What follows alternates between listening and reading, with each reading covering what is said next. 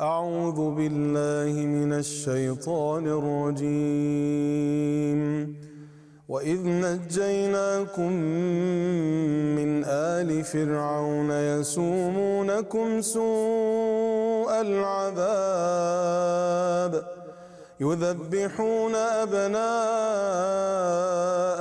ويستحيون نساءكم وفي ذلكم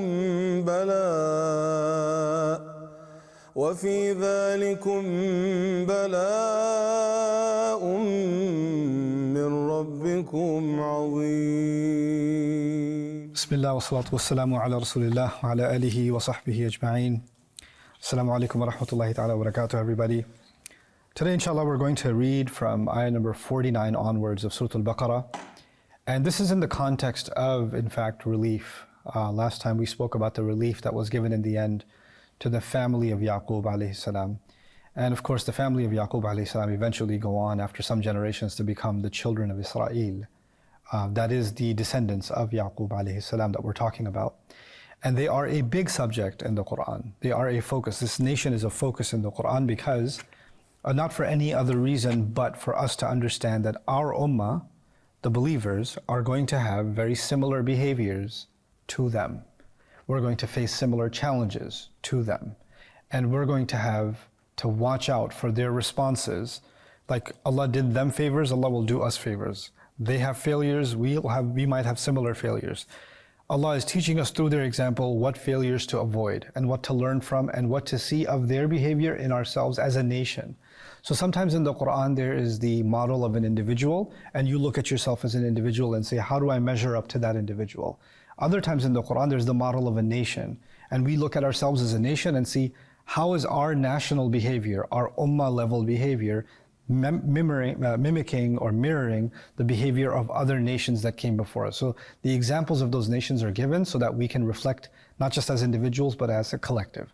Now coming to the point for the Israelites, Allah mentions, Ya Bani Israel adhkuru ni'mati allati an'amtu alaykum. Make mention of the favor that I did to you, children of Israel. So Allah is going to list a number of His favors. Now the problem is, every favor Allah gave them is they're in a crisis and Allah brings them out of the crisis. Then they're in a crisis and Allah brings them out of the crisis. And there's two kinds of crisis. There's a crisis that others are putting on them or the situation is bad, like the pharaoh is putting them in a crisis, right? So the opening ayah will be, when we rescued you from the clutches of the descendants of the pharaoh, the dynasty of the pharaoh. They were humiliating you with the worst kinds of punishment. Su' al-adhab, yudhabbihuna abna'akum, they were mass slaughtering your children. وَيَسْتَحْيُونَ نِسَاءَكُمْ, and they were letting your women live, which is, by the way, an indirect way of saying they were violating your women. That's embedded inside يَسْتَحْيُونَ نِسَاءَكُمْ. وَفِي ذَلِكُمْ بَلَاءٌ مِّن رَبِّكُمْ عَظِيمٌ is dual meaning. It means it was a great test for you, but if you tie وَفِي ذَلِكُمْ بَلَاءٌ with نَجَّيْنَاكُمْ, bala is لغة الأضداد, they say in Arabic, means bala means fitna, and bala also means ni'mah in Old Arabic. So actually in rescuing you was a great relief from Allah, a great blessing from Allah. And you'll notice all of the ayat will be some kind of relief. You notice the next ayat, إِذْ فَرَقْنَا بِكُمُ الْبَحْرِ, when we parted the water for you. So they're escaping the people of the Pharaoh and his armies. فَأَنْجَيْنَاكُمْ, we rescued you once and for all. وَأَغْرَقْنَا آلَ فِرْعَوْنَ, and we drowned the entire dynasty of the Pharaoh. So we didn't just drown the Pharaoh, we drowned his entire power structure. So now even if the Pharaoh drowned, somebody else might come and take revenge. It's not easy, it's not so hard to cross the water, right? They might come next month, next year.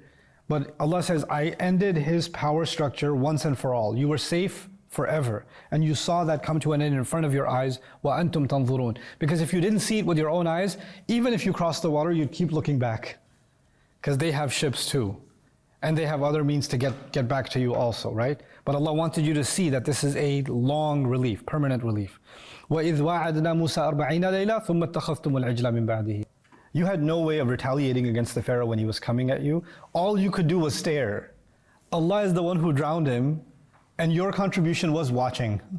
Like you had nothing else to, and yet Allah took the mightiest army in the world and decimated it in front of your eyes, where the only thing you had the power to do was watch. وَإِذْ وَاعَدْنَا مُوسَى 40 لَيْلَةً. And after that, okay, now Allah has done this enormous favor to you, and Allah calls His Prophet Musa alayhi salam for 40 nights for a meeting, and behind his back, you turn back into pagans. ثُمَّ اتَّخَذْتُمُ الْعِجْلَ مِنْ بَعْدِهِ وَأَنْتُمْ ظَالِمُونَ. You messed up big time. Now if you mess up, so I told you there's two kinds of disasters. There's disasters coming from the outside, the enemy, the pharaoh, the desert, you're dehydrating in the desert. The other kind of disaster is your own mistakes. That's a disaster too. So one disaster will get you in trouble with people, the other disaster will get you in trouble with Allah. And this time you messed up, you're in trouble with Allah. And Allah says, after that, ثُمَّ عَفَوْنَا عَنْكُمْ. Even then we pardoned you. Even after you messed up and you did the ultimate crime. إِنَّ الشِّرْكَ لَظُلْمٌ عَظِيمٌ إِنَّ اللَّهَ لَا يَغْفِرُ أَن يُشْرَكَ بِهِ وَيَغْفِرُ مَا دُونَ ذَلِكَ لِمَن يَشَاءُ. Allah does not forgive that shirk should be committed with Him. He may forgive other things, and He makes an exception and gets you to even accepts your apology for that and lets you go as a nation. لَعَلَّكُمْ تَشْكُرُونَ. So this time you may be grateful. Okay, another chance given to them. وَإِذْ آتَيْنَا مُوسَى الْكِتَابَ وَالْفُرْقَانَ لَعَلَّكُمْ تَهْتَدُونَ. Another relief is actually the book of Allah. How should we live?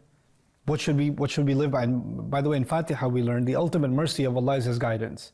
So it's the ultimate mercy of Allah isn't even that they escaped Egypt or that they were forgiven, but actually the ultimate, the climax of Allah's rahmah on humanity is He will give them instruction and talk to them. Ar-Rahman allama al-Quran, right? The same way when Allah mentions here, because it's a list of favors. And He says, one of Allah's biggest favors is He gave you His book. Al-Kitab wal-Furqan la'allakum tahtadun. وإذ قال موسى لقومه إنكم ظلمتم أنفسكم باتخاذكم العجل فتوبوا إلى بارئكم فاقتلوا أنفسكم ذلكم خير لكم عند بارئكم فتاب عليكم إنه هو التواب الرحيم. Okay, so Musa gave you a way out. You had committed shirk. Musa alayhi salam told you, those of you who committed this crime, they have to be killed. There's a punishment from Allah and the rest of you will be saved. And you turned back instead of obeying the commandment. It's a harsh commandment, but there's a context to it, right? Allah just rescued you from the pharaoh, showed you all these miracles, showed you the water being parted, and yet you still went back and left the religion. You are punishable, and they would not be punishable if they were not in the presence of a prophet. But in front of a prophet, you still went back into shirk. This is going to be, this has to be made an example out of. And so when they're given this punishment, they turn back and and Allah says, and you do this, and the rest of you will be, you'll be excused. And what did they say to Allah, to Musa alayhi salam? لَن نُؤْمِنَ لَكَ حَتَّى نَرَى اللَّهَ جَهْرًا. We're not going to believe until we see Allah face to face. فَأَخَذَتْكُمُ الصَّاعِقَةُ. Now this brought the wrath of Allah. Allah says, you were watching, and Allah, with one thunderbolt, one explosion, Allah took all of you and gave you death. ثُمَّ بَعَثْنَاكُم مِّن بَعْدِ مَوْتِكُم. Then raised you from death again. Hey, did you learn your lesson? Now Allah could have given them death through Pharaoh and they were allowed to watch, but now they messed with Allah and He gave them death and then brought them back to life and then says, لَعَلَّكُمْ تَشْكُرُونَ. Hopefully this time you'll be grateful. And so from then on, okay, now we learned our lesson. وَلَّلْنَا عَلَيْكُمُ الْغَمَامِ. Now they're in the desert. They're supposed to die of dehydration. There are men, women, children, babies, feeding mothers. If they don't have water, if they don't have relief from the blazing sun in the desert, they're going to die. Allah sends a cloud that followed them, like a portable umbrella, without, just going everywhere with them. And of course, it's giving rain and giving relief to them also, right? It's keeping them cool while they have no homes to go to. ظَلَّلْنَا عَلَيْكُمُ الْغَمَامِ وَأَنزَلْنَا عَلَيْكُمُ الْمَنَّ وَالسَّلْوَى. Manna and salwa, without going into too much detail, very simply, it's their wheat or it's their carbohydrates and it's their proteins, right? It's meat from the bird. So essential nutrients, hydration, fats, proteins, carbs, all of them taken care of in one go. So the manna is the grain and nothing would grow in the desert, and yet because of the rain and this special grain that was coming, the man, and the birds that wouldn't fly off, they would just easily be caught so they can eat them. Then we cook them and eat them. This became a way for them to be sustained in the middle of impossible circumstances. Allah is also teaching us that just because you're the chosen nation and you're the Muslim nation, doesn't mean that you're going to have the best food and the best economic circumstances and that you're going to have stable homes. You'll be out in the desert and your only relief will be a cloud. And the only food you have is manna and salwa. And Allah says, and this is one of my favors to you, right?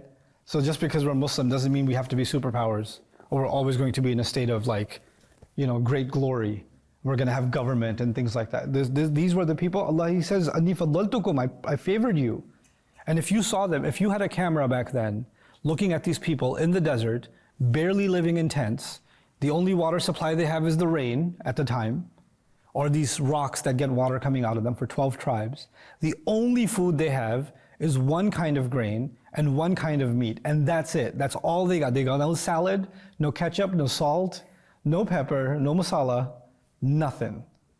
And you would say, these are, wow, these poor people, these refugees, all these masakeen, you know, how terrible their life. And Allah is starting this passage with, I gave you a favor. Because it's a matter of perspective.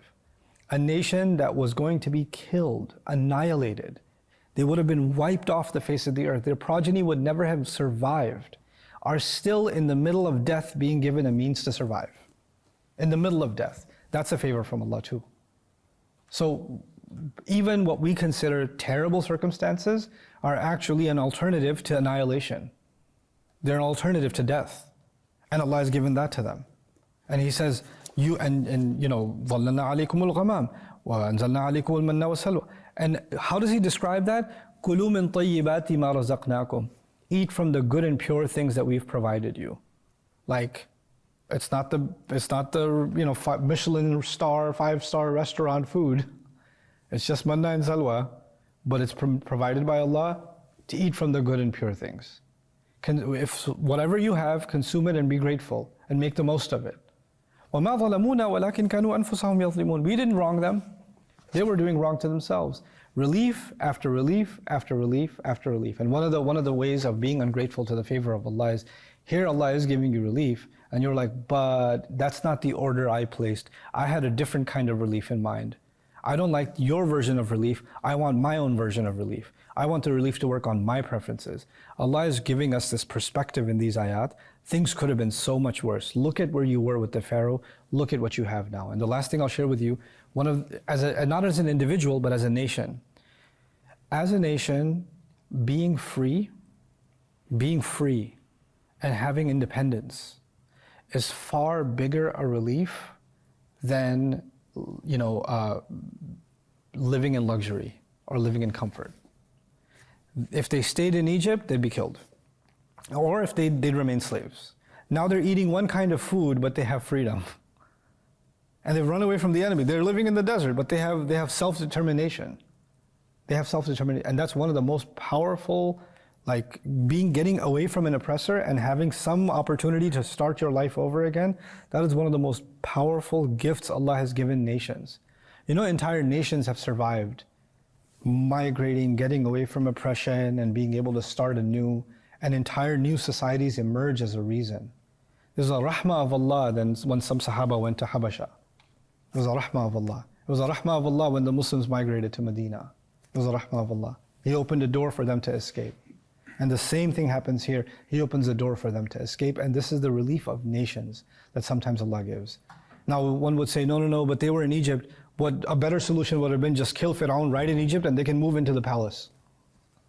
Right? So instead of today, the pyramids being a tourist site, you know, where the ancient kings used to live, the Israelites would have made that into their homes and they would have settled there. Now that's on your terms, buddy. That's not on the terms that Allah decides history. He has a different plan for history. And nations move and migrate in history, right? And so even in those difficult circumstances, there's a favor from Allah. And by the way, that same nation that was eating in the desert and sleeping on the sand, right? A few generations later, Allah gives them Dawood and Sulaiman. Just a few generations later, and they ruled much of the known world. Much of the known world. And some of the power figures in the Quran, are Dhul Qarnayn and Sulaiman alayhi salam. And also Dawood alayhi salam. And 2 out of the 3 at least are Israelite prophets. SubhanAllah.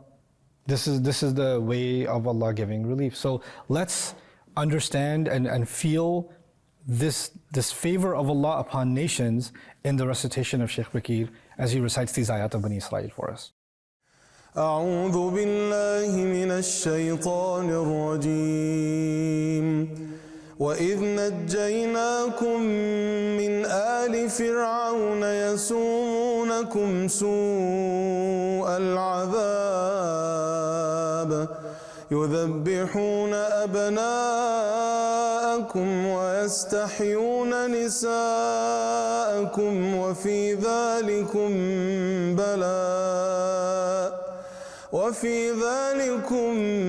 بلاء من ربكم عظيم.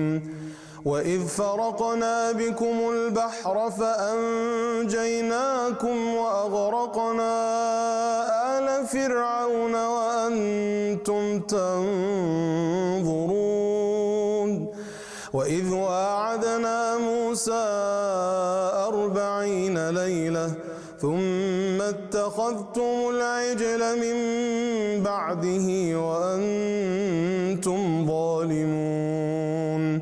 ثم عفونا عنكم من بعد ذلك لعلكم تشكرون. وإذ آتينا موسى الكتاب والفرقان لعلكم تهتدون.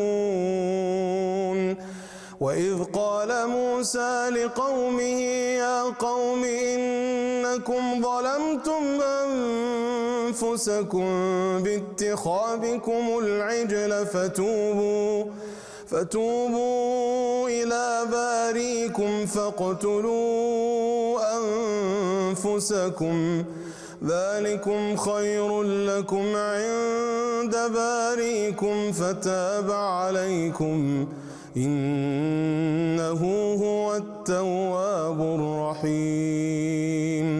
وإذ قلتم يا موسى لن نؤمن لك حتى نرى الله جهرة فأخذتكم الصاعقة وأنتم تنظرون. ثم بعثناكم من بعد موتكم لعلكم تشكرون.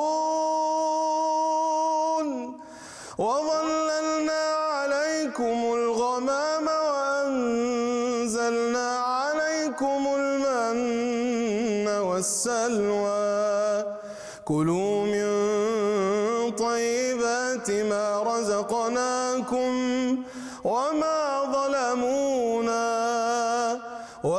ظلمونا ولكن كانوا أنفسهم يظلمون. صدق الله العظيم. Allah protect you, Ibrahim. Ameen. You just leave me speechless sometimes. Allah give you the khair for making us feel the ayat of the Quran in a way that just leaves us, it's just indescribable. Jazakumullahu khairan, everyone. We'll see you next episode. Assalamu alaikum. وما ظلمونا ولكن كانوا أنفسهم